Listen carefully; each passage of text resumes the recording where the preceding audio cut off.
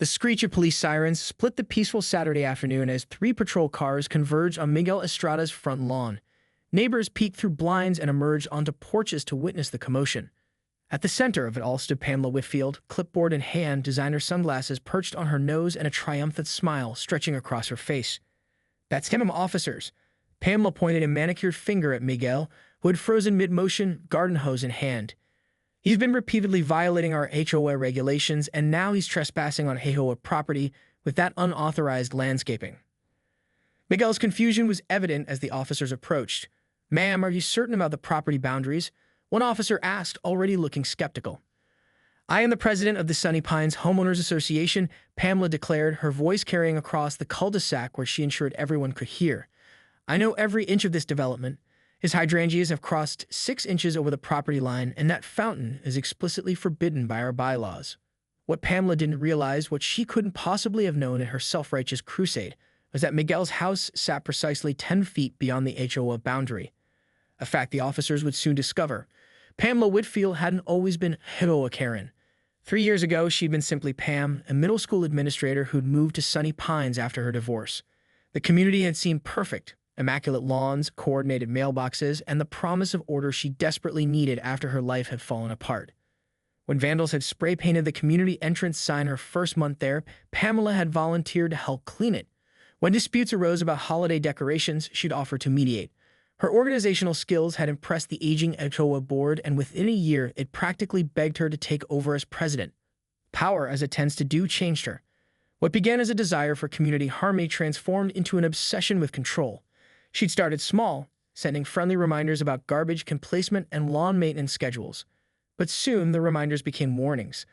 The warnings became fines, and the fines became her weapon of choice. "Officer, I have all the documentation right here," Pamela insisted, thrusting her clipboard forward.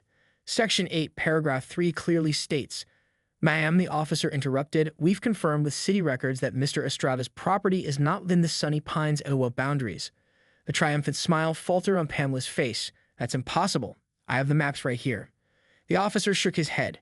"Your maps are outdated. The development boundary was redrawn before these last 4 houses were built."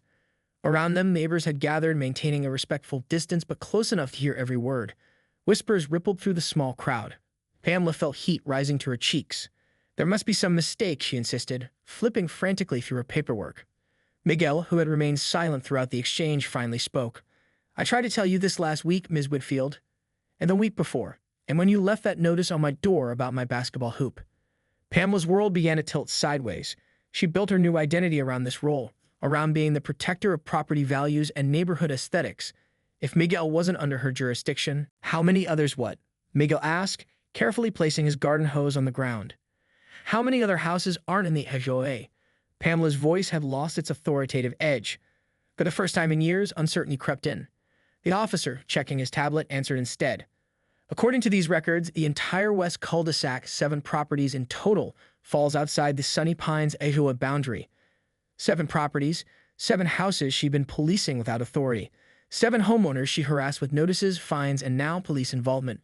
Pamela felt dozens of eyes on her, neighbors watching with a mixture of shock and, was that satisfaction? "I'll need to see those records," she insisted, professional mask slipping back into place, though her hands trembled slightly as she reached for the officer's tablet.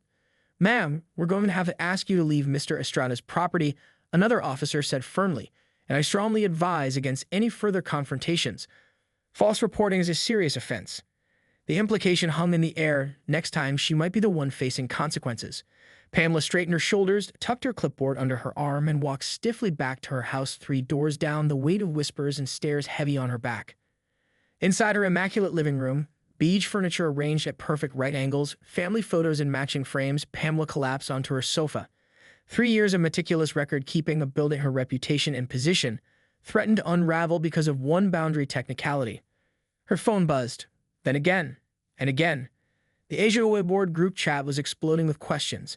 News traveled fast in Sunny Pines. "Emergency HOA meeting called for 7 p.m. tonight," wrote Gerald, the vice president. "Pamela, please bring all mapping documentation." Gerald, who'd always deferred to her, who'd never questioned her authority, now his message carried a distinctly different tone. Pamela's phone rang. Diane from across the street, ostensibly her closest ally on the board. Diane, Pamela answered, forcing brightness into her voice. What were you thinking? Diane hissed without preamble. Call in the police? On Miguel Estrada, the elementary school's beloved music teacher who volunteers at the community center. The bylaws clearly state, he's not in the HOA, Pamela, and apparently hasn't been all along. Do you realize how this makes us look? The liability issues alone? It was a simple misunderstanding, Pamela insisted. I was working from the original development plans. How was I supposed to know? By checking, by verifying before sending threatening letters, by not becoming exactly the kind of power-hungry stereotype that makes people dread HOAs in the first place. The call ended abruptly, leaving Pamela in stunned silence. Outside her window, she could see neighbors gathered in small clusters, gesturing toward her house. Her sanctuary was becoming a fishbowl. Her gaze fell on the HOA meeting minutes binder on her coffee table, meticulously organized and color-coded. Inside were records of every violation she'd documented and every fine she'd imposed. How many of those had been against the 7 houses outside her jurisdiction? The realization struck her like a physical blow. This wasn't just embarrassing. This could be legal trouble. Pamela grabbed her laptop and began searching frantically. HOA overreach lawsuit, she typed. The results made her stomach sink. The community center's meeting room, usually sparsely attended for HOA meetings, was packed to capacity. Folding chairs had been arranged in neat rows, but they'd run out quickly, leaving latecomers standing along the walls. Pamela noted with growing dread that the crowd included not just Sunny Pines residents, but faces she recognized from neighboring developments. Word had spread. Her humiliation was becoming a spectator sport.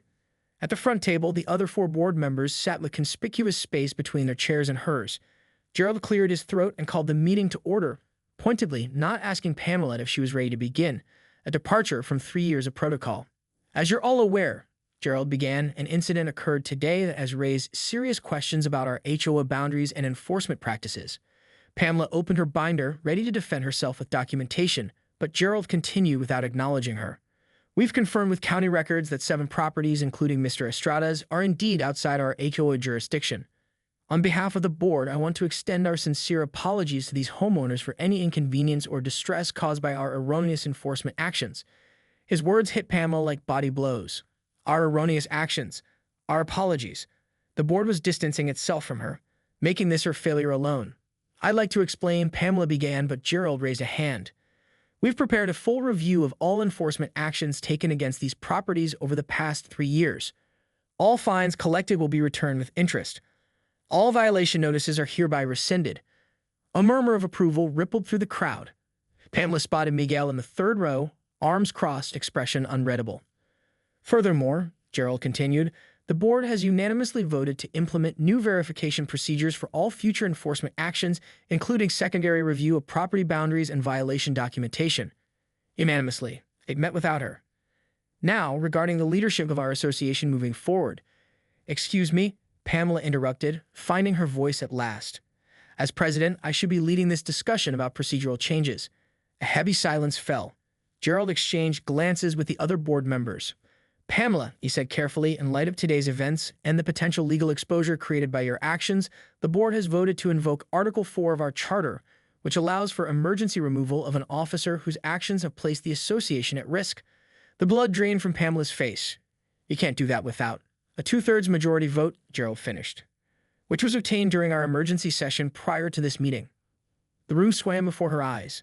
3 years of her life, her identity, stripped away in a single afternoon because of one mistake. One boundary line she hadn't double-checked. I've given everything to this community, Pamela said, her voice tight with emotion. I've maintained property values. I've ensured standards. One mapping error doesn't erase 3 years of service. From the back of the room, a voice called out, what about the Andersons' fence you made them tear down? They're outside the HOA too. Another voice joined in. And the $300 you find the paddles for their holiday lights. The garden gnome collection you made Mrs. Finch remove. The floodgates opened. Grievance after grievance, some from within the HOA boundaries, others from without. Pamela realized with growing horror that her one mistake had affected dozens of homeowners, created a pattern of overreach that couldn't be explained away. And in that moment, faced with the consequences of her actions laid bare, something shifted in Pamela Whitfield. The defensive justifications died on her lips as she looked around the room at her neighbors. People she'd seen daily for years but had somehow stopped seeing as individuals with lives and stories, reducing them instead to compliance or non-compliance with her precious rules. 3 weeks after what Sunny Pines residents had taken to calling the jurisdiction incident, Pamela Whitfield sat alone in her kitchen, staring at her laptop screen. The email from her real estate agent confirmed what she already knew. In the current market, selling her house would mean taking a significant loss, but staying had become almost unbearable. The morning after the HOA meeting, she found her carefully maintained front garden strewn with garden gnomes, dozens of them, arranged in an almost ceremonial circle. She cleaned them up before anyone could photograph the display, but the message was clear. She was now the neighborhood joke. It wasn't just the gnomes. Her mailbox had been stuffed with copies of HOA regulations from around the country. Someone had signed her up for every free magazine about community governance available. Pizza deliveries she hadn't ordered. Flyers for legal services specializing in HOA disputes tucked under her windshield wiper. None of it technically harassment, all of it designed to remind her of her fall from grace. Pamela closed her laptop and moved to the living room window. Across the street, Miguel was hosting what appeared to be a cookout. Music played at a volume that would have had her reaching for her cetacean pad just a month ago. Children ran through sprinklers on his lawn. A basketball hoop installed last week stood proudly in his driveway. Worst of all was the fountain, an elaborate three-tiered monstrosity with colored lights that had appeared the day after the HOA meeting. It sat precisely on what she had thought was the property line, a daily reminder of her mistake. Her doorbell rang, startling her. Pamela approached cautiously, peering through the peephole. Diana from the board stood on her porch, holding a file folder. Pamela opened the door a crack. "Yes. The transition documentation you requested," Diana said, her tone professional but cool. "Board meeting minutes, account passwords, ongoing projects." Pamela had accepted the folder. "I could have helped with the transition, 3 years of institutional knowledge." "We'll manage," Diana cut her off. She hesitated, then added, "The board wanted me to inform you that the Petersons have filed a small claims suit regarding the tree removal you ordered last year. Since they were outside our jurisdiction, the HOA insurance won't cover it. You'll be receiving the paperwork directly." The Petersons, the beautiful maple that had supposedly violated height restrictions. Pamela had insisted it be removed despite their pleas to keep the tree that had been planted when their daughter was born. "How many lawsuits?" Pamela asked quietly. Diana's professional veneer cracked slightly. 3 so far. "But Gerald thinks we can settle with the others." After Diana left, Pamela sank onto her sofa, the folder unopened beside her. Through her window, she could see the cookout continuing. Miguel was at the grill laughing with neighbors, many of whom had once been Pamela's allies on various HOA initiatives. Her phone buzzed with a news alert from the local paper. Sunny Pines HOA scandal expands. Former president faces multiple lawsuits. She'd become a cautionary tale. Later that evening, as Pamela picked at a microwave dinner, a soft knock came at her back door. She froze. The neighborhood teenagers had taken to playing ding-dong ditch at her front door, but no one ever came to the back. Through the kitchen window, she saw Mrs. Finch, 83 years old and the owner of the now-restored garden gnome collection, standing on her back step. Warily, Pamela opened the door. "You haven't been answering your front door," Mrs. Finch observed, "so I thought I'd try the back." "I've been busy," Pamela replied stiffly. Mrs. Finch nodded toward the kitchen table. "May I?" Too surprised to refuse, Pamela stepped aside, watching as the elderly woman settled herself at the table as if she'd been invited for tea. "I'm not here about the gnomes," Mrs. Finch said directly, "though I am enjoying having them back." Pamela remained standing, arms crossed. "Then why are you here?" "Because I recognize that look you had at the meeting. I've seen it before, in the mirror, about 30 years ago."